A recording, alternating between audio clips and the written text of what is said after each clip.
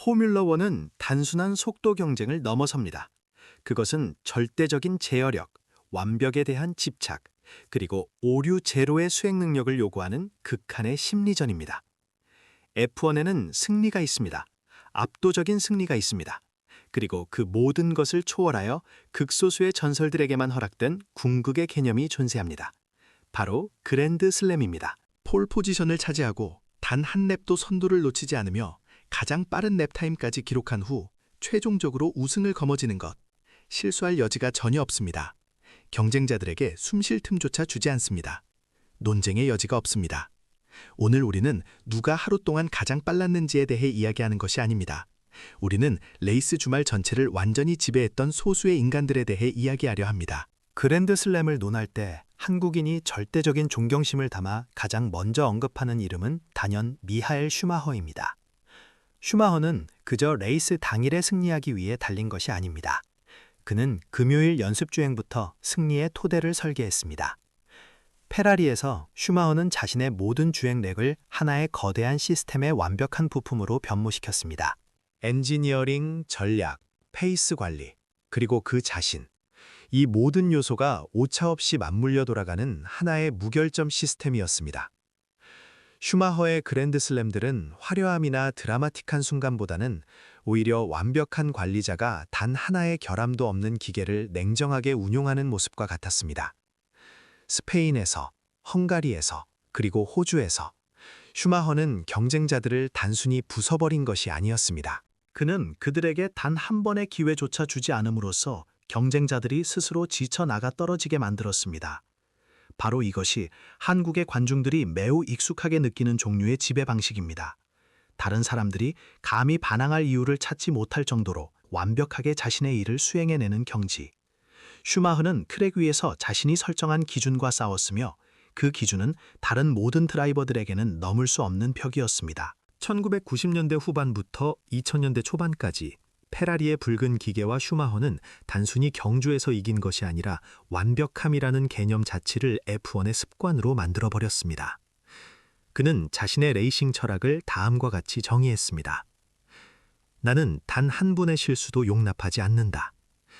그 실수가 나의 통제력을 벗어난다면 나는 그 상황을 받아들일 수 없다. 그의 그랜드슬램은 바로 이 통제력의 궁극적인 발현이었습니다. 경쟁자들이 그의 꽁무니를 쫓기 위해 필사적으로 타이어를 마모시키고 연료를 소진할 때 슈마허는 자신의 페이스를 정확하게 관리하며 여전히 가장 빠른 랩을 기록할 여력을 남겨두었습니다. 그의 통제는 너무나 절대적이어서 사람들은 레이스가 끝난 후에도 그가 필요한 순간에 더 빨리 달릴 수 있었을 것이라는 막연한 두려움을 느꼈습니다. 이것이 바로 슈마허가 F1 역사상 가장 위대한 아이콘으로 남은 이유입니다. 그는 단순히 트로피를 모은 것이 아니라 완벽한 주말이 무엇인지에 대한 정의를 새로 썼습니다.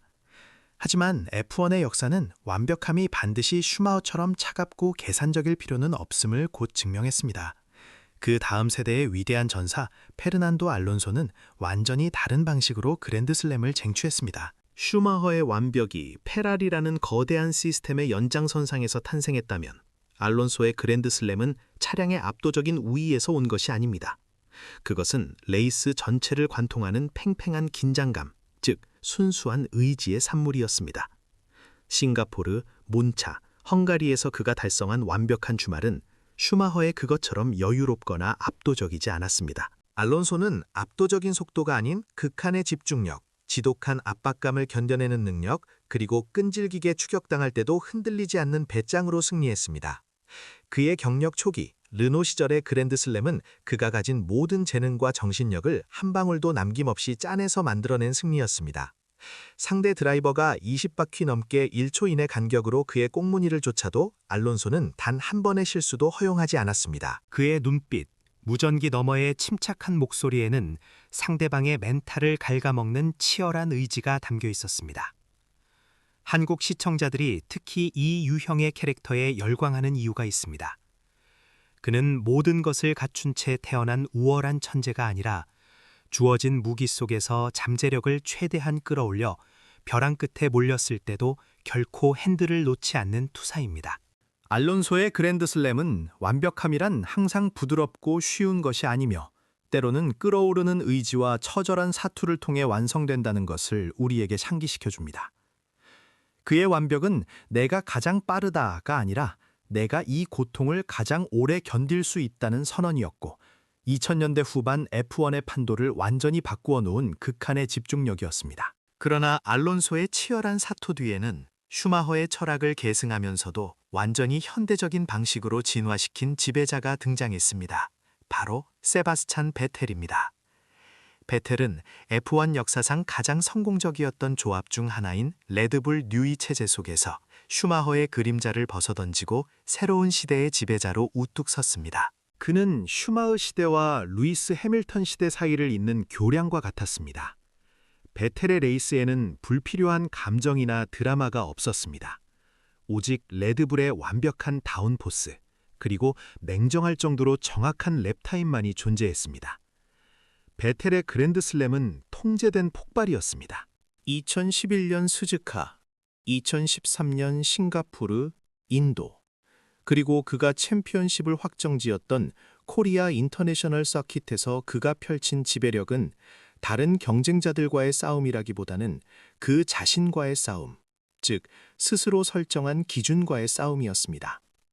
그는 경주 내내 단 한 번도 타이러를 과도하게 사용하지 않았고 단 한 번도 스티어링 휠을 격렬하게 조작하지 않았습니다. 베텔의 그랜드슬램 기록, 특히 아시아 서킷에서 보여준 일관성은 자기 관리의 극치라는 한국적 표현과 일맥상통합니다. 베텔은 단지 모든 랩을 선두로 달린 것이 아닙니다.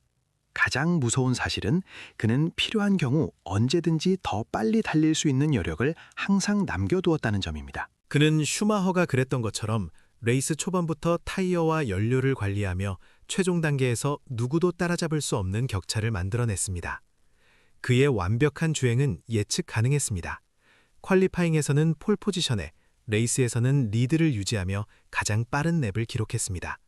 마치 정교하게 프로그래밍된 시스템이 오류 없이 작동하는 것 같았습니다. 그에게 그랜드슬램은 특별한 이벤트가 아니라 4개의 월드 챔피언십을 연속으로 차지하는 거대한 지배 시스템의 당연한 부품이었습니다. 베텔은 완벽함이란 우연이나 일회성 천재성이 아니라 지독하고 일관된 반복을 통해 구조화된 결과임을 증명했습니다. 알론소가 의지로 벽을 뚫었다면 베텔은 시스템을 통해 그 벽을 아예 세우지 않는 방식을 택했습니다. 그리고 이 새로운 형태의 지배는 곧 루이스 해밀턴이라는 이름으로 다음 세대로 진화하게 됩니다. 베텔의 시스템이 다음 단계로 발전한 것이 바로 루이스 해밀턴의 시대였습니다. 해밀턴은 단순히 빠르기만 한 것이 아니라 극도의 안정성을 유지하면서도 완벽한 순간에 폭발적인 기량을 선보일 수 있는 현대적인 능력을 갖춘 드라이버였습니다. 실버스톤, 몬차, 캐나다, 그리고 아부다비에서 그는 자신이 다른 이들보다 우월함을 증명하는 것을 넘어 그 완벽함이 얼마든지 반복될 수 있음을 증명해 보였습니다.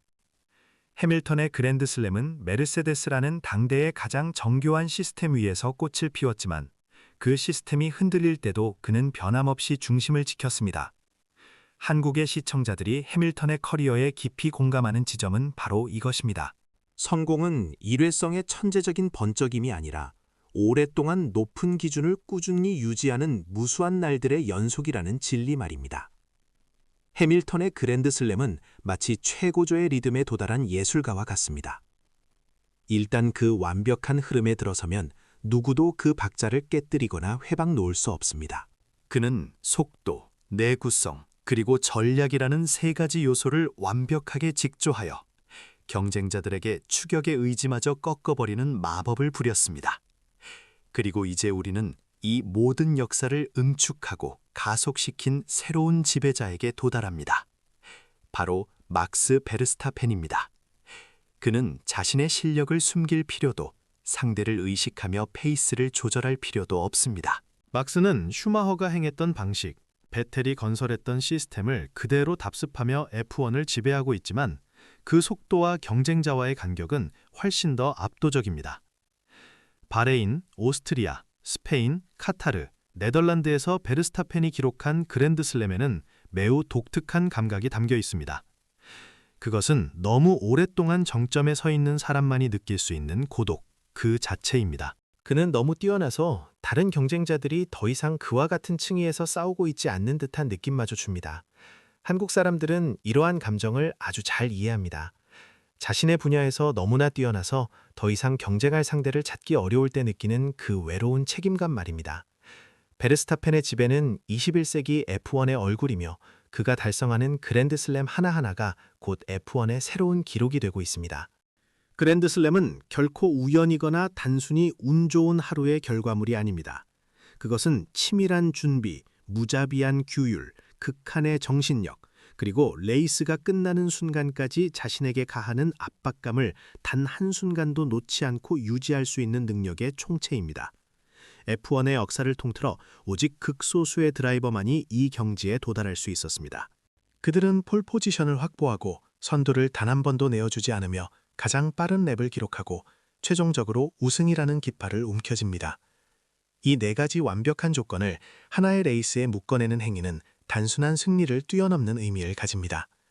그것은 완벽주의자가 그들의 기계를, 그들의 팀을, 그리고 그들의 의지를 완전히 제어했음을 역사에 선언하는 성명서입니다. 우리는 F1 역사상 가장 위대한 천재들의 목록을 보았습니다. 그들 각자의 그랜드슬램은 단순한 기록을 넘어 포뮬러1 역사에 영원히 새겨진 절대적인 지배와 숙련의 장으로 남아있을 것입니다.